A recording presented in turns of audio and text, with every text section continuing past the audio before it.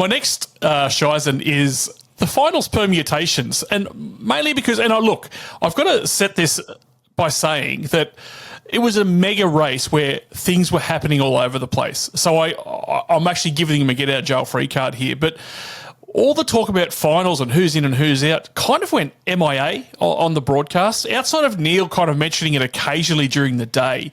But on the flip side of that, can you imagine NRL or AFL not mentioning the finals in the last round of the footy, like who's going to make it and who's not? No, it was like I get what you're saying about the fact there was obviously it was such a chaotic race to try and stay on top of, but even it didn't actually have to be something the commentators had to worry about. There had to be a graphic or something up there, a live ladder, because it was an amazing battle. Like there's like 3 points separating who's in and out. At the very end. I can't remember the exact numbers right now because it's been 24 hours. Okay, please. Kai Allen passed Aaron Cameron on the second last lap of the race to gain 13 points, which pushed Andre out of the top 10 by 3 points. Yep. That's amazing. Exciting. And I know, look, again, I have to say there was a fair bit going on, and it's not like, but at the same time, it didn't even seem to be a mention after the race. It needed to be covered at the time slightly better.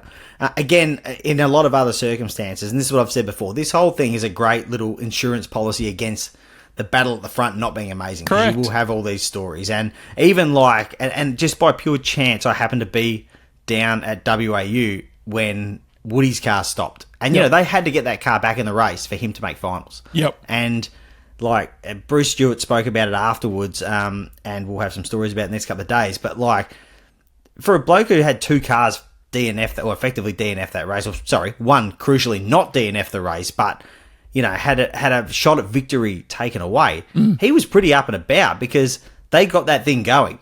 And they've kept Ryan Wood's season alive. Yes. And the sort of form Ryan Wood's in, like, he's a sniff. That moment could change the course of Supercars history. So yes. they were kind of like, geez, the day could have gone better, yes, but holy moly, we put in this massive team effort. And, when that car actually fired up, and Bruce talks about it, and, teams often romanticize these moments and all that sort of stuff. But I was there, like, the whole garage went absolutely bunter when that car fired up, and he was in that car and he was out, and he's in the finals. So it was such a beautiful subplot to the race, and I would assume one of the lessons that will be learned out of it, and it will be a learning process because this is a brand new thing, is that, yes, there needed to at least be, like I say, very hard to cover off in a race like that, in terms of around the commentary and that sort of stuff. That is 100% forgivable, but it would have been nice if there was some sort of live ladder scenario that just outlined what was going on, so people can at least be sitting there looking at it. Saying, and especially people that are new to the sport, AVL, because that's the thing.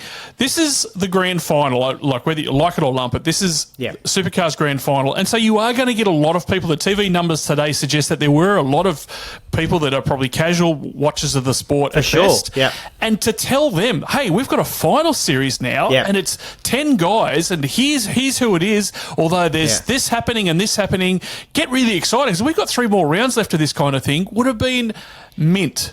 Yeah, and it wasn't. You think this is good, well, there's more of it. Correct. Like, there's more of it coming, and there's going to be heartbreak, because the same heartbreak you see at Bathurst, you're going to see when there's guys getting eliminated. That's right.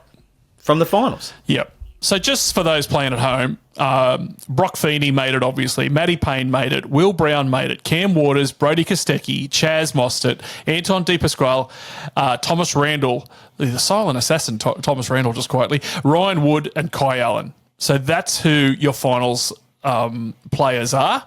I've heard people say, does that mean that there's only 10 cars for the next few races? No, it doesn't. It's still normal. There's still going to be full fields, and people are still going to try their guts out to win races. But that's the 10 that are now qualified to possibly win the championship. Yeah. Everyone else is now wiped out. So that was just, I just thought it was a missed opportunity. And again, the race was mega, and it would have been hard to think to talk about that in the last 20 laps because it was just blowing up. But like you said, a bit of preparation where we could have a live ladder or something like that, like they do in the AFL and the NRL, would have been perfect.